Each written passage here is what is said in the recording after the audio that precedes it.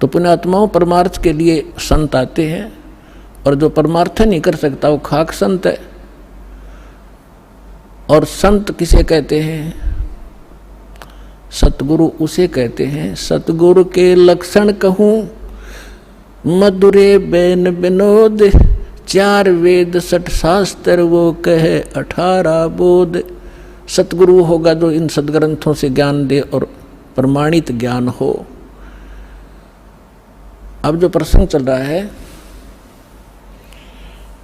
कि जैसे अब आप जी नियमित रहे, अब आपको कुछ दिन समस्या रहेगी, क्योंकि अभी हमारे इस ज्ञान का प्रकाश कम हुआ है।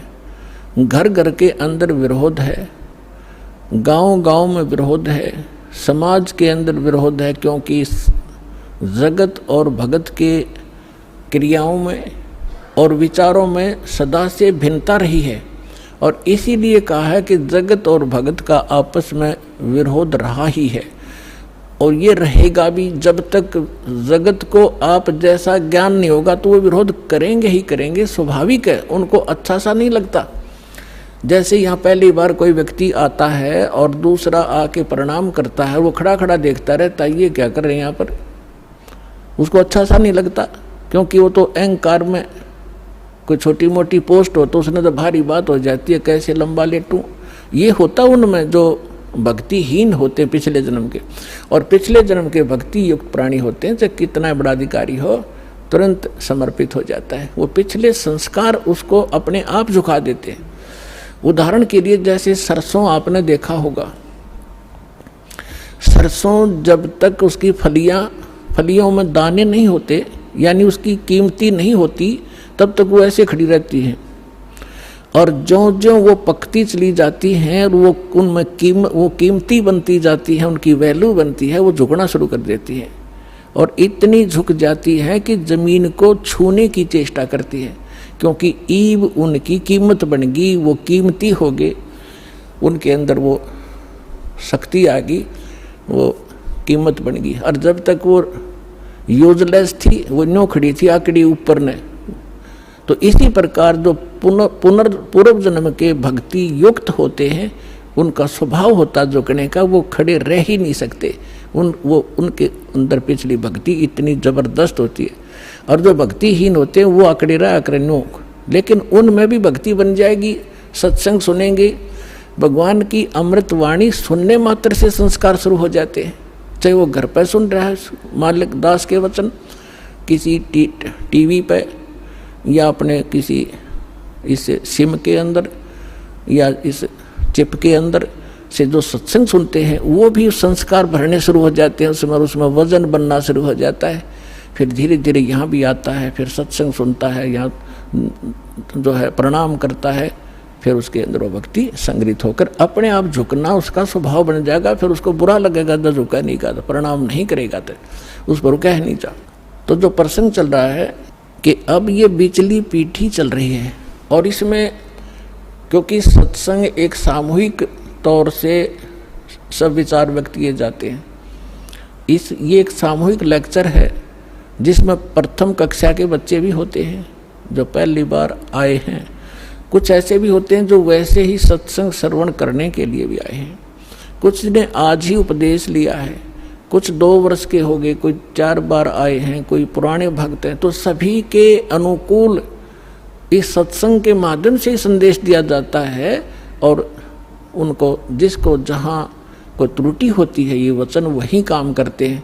जैसे आपको कोई बीमारी रोग है, इंजेक्शन कुल्ले पर लगाएंगे, वो उसी दर्द पर जाकर काम करेगा जो रोग होगा।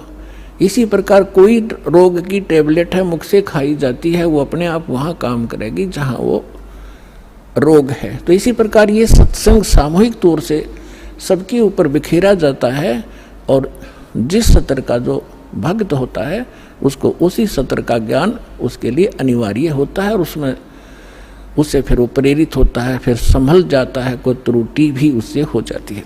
तो इसलिए इस सामूहिक तौर से सभी फाउल पॉइंट भी बताए जाते हैं कि यहाँ आप मार खाते रहे हो, और ये समस्या आ जाती है। तो दास जो कह रहा था कि अभी आपको कुछ परेशानियां आएंगी और आ भी रही हैं, और फिर भी आप संघर्ष कर रहे हो समाज के साथ, क्योंकि आपको ज्ञान सही प्राप्त हो गया और आपको सुख भी मिल रहा है,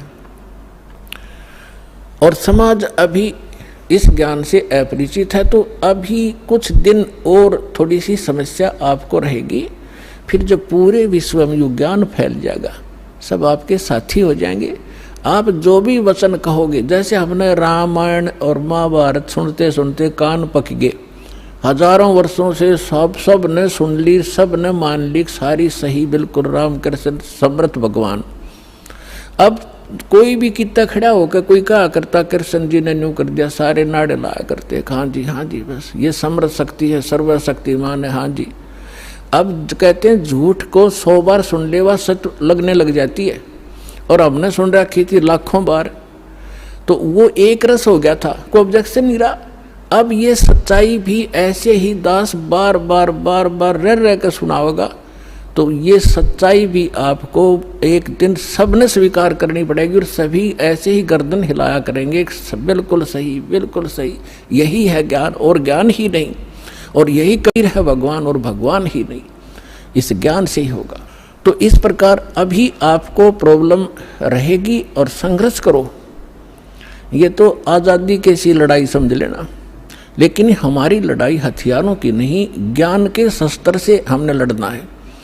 कबीर साहब का ज्ञान ऐसा है, कहते हैं और ज्ञान सब ज्ञानड़ी, कबीर ज्ञान सो ज्ञान, और जैसे घोड़ा तोप का करता चले मैदान तो कर दिया शंकराचार्य। हमने निमंत्रण उनको दे लिया, कहा जो जी चर्चा करो, कुछ हमारी त्रुटि हमें बताओ, आपकी हम बतावाएंगे, उसको एक समाज को एक दिशा दे दें। लेकिन कुछ भी रहा हो, चाहे वो अपने आप को गण्याडी मान रहे होंगे, के जावा रामपाल का तो कोई अस्तित्व नहीं है, लेकिन फिर भी गरीब के पास भी आ जाना चाहिए बड़े आदमियों ने, जो आमंत्रित करता है। दूसरी बात यह है कि उनके पास कख नहीं, उनको सारा पता लग चुका है, क्योंकि पुण्यात्माओं आज इतना सेंसिटिव मीडिया है, एक वचन भी दास ने इस पूरे सत्संग में गलत बोल दिया होता, ये बवंडर बना देते। और आज मैं सीधा छाती में मार रहा हूँ इनके सच्चाई को, और कोई चसक नहीं रहा, इतना वजन है सच्चाई के अंदर। तो वो यहाँ नहीं आए, दुर्भाग्य था हमारा, बहुत इंतजार की उनकी, लेकिन परमात्मा ने दया करी, इस साधना चैनल वाले पर न्यारी रजा कर दी दाता ने। इसने अपनी टीम भेज के और सबसे उनके इंटरव्यू ले लिए, खुश होकर दे दिए, धोती सी मन्नत धो दी उनकी, यहाँ पर दिखा दिया किसे शंकराचार्य है और किसे आचार्य है।